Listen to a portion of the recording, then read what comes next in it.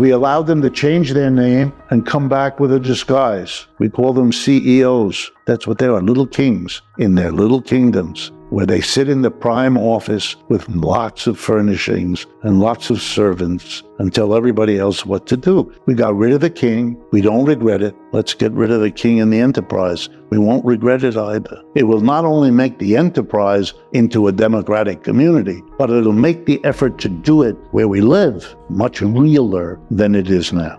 We have to learn our own history. We, the Americans, have to do with China what the British had to do with the American colony that broke away. Work something out. You can do here, we'll do over there. The planet can handle both of us if we work together, and we will destroy each other, which serves nobody if we don't. I think that will be the debate, and I want to think that the wiser heads will prevail, and another person who will then come to be known as George Washington will say, this is the way we ought to go, and people will say, George, go out there, talk with Xi Jinping or whoever comes later and work this out. And they will work it out.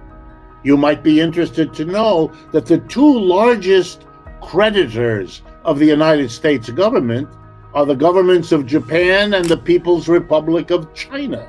The United States is one of the biggest debtors in the world, the biggest single country debtor. And the two biggest creditors, Japan and China. So over a third, one out of every $3 in taxes you pay doesn't buy you a public service, doesn't buy you anything that the government does. All the government does is take more than a third, about 38% of our taxes, and uses it to pay off the creditors, to give them their interest.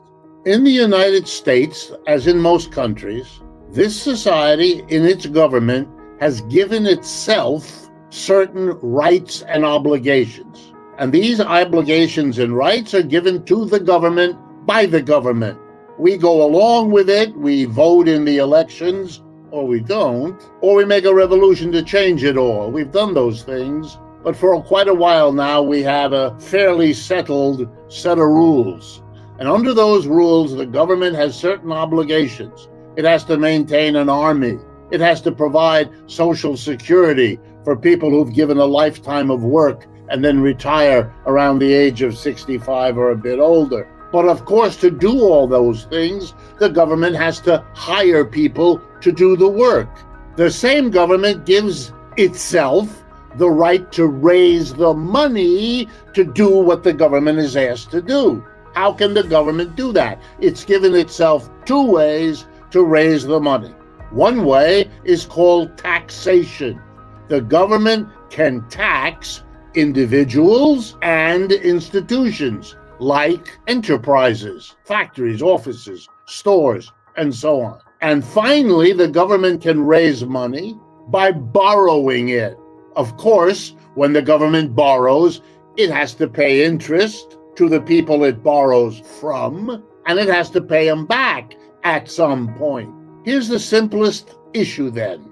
If the government spends a lot of money to do what we want it to do, and if the government raises our taxes to pay for it, then everything is clear. Could the government do that? Yes. Has the government sometimes done that? Yes. Are governments around the world sometimes doing that? Yes. But even more often, governments don't raise as much in taxes as they spend.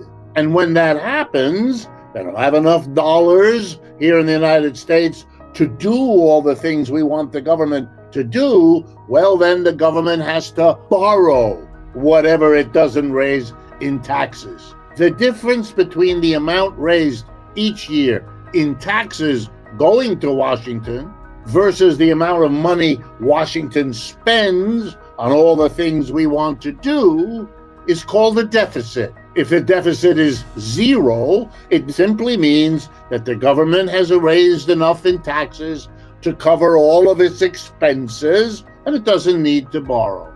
If there is a deficit, then one or the other of two things must have happened. Spending went up without the taxes going up to meet it, or taxes were cut without the spending going down to meet it. It's very simple once you get the hang of it. Have we had deficits? Yes, for most of our history. And particularly in recent years, our deficits have been out of anything we've ever seen before. In fiscal year 2024, the year that ended the accounting year in October of this year, as fiscal years do in the United States, the difference between what the government spent and what it raised in taxes, the deficit was a whopping $1.16 trillion. That's 1,000 billion, what a trillion is. It's an immense amount of money. And in recent years, we have been borrowing trillions of dollars as a nation. So we have not been raising taxes to pay for what the government is doing. And depending on your point of view, your ideology, your beliefs, however more or less well thought out they might be, the answer to why we have a deficit so big is because either we've cut taxes without cutting spending, or we've raised spending without cutting taxes. And in our country, we've basically done both. From whom does the government borrow when it borrows because it dares not raise taxes and it dares not cut spending, which is where we mostly are? The conservatives get taxes down, but they can't go as far down as they like. The liberals want the spending to maintain for the mass of people, and they wave their finger at the conservatives and say, don't you dare cut that, because then the society will explode.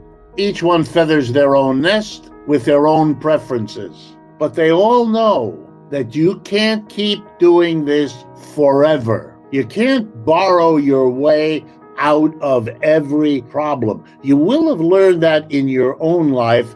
Governments learn it too. And here's why it's not complicated. When governments borrow, they borrow from banks, that's where the money is. From big corporations, that's where the money is. From rich people, that's where the money is. The government doesn't borrow much from the mass, the majority, the working class people, and for a simple reason, they don't have much money to lend to anybody. So government borrowing comes mostly from the rich and the corporations. The governments can also borrow from one another. You might be interested to know that the two largest creditors of the United States government are the governments of Japan and the People's Republic of China. The United States is one of the biggest debtors in the world, the biggest single country debtor. And the two biggest creditors, Japan and China. And of course, when the government borrows, it has to pay interest.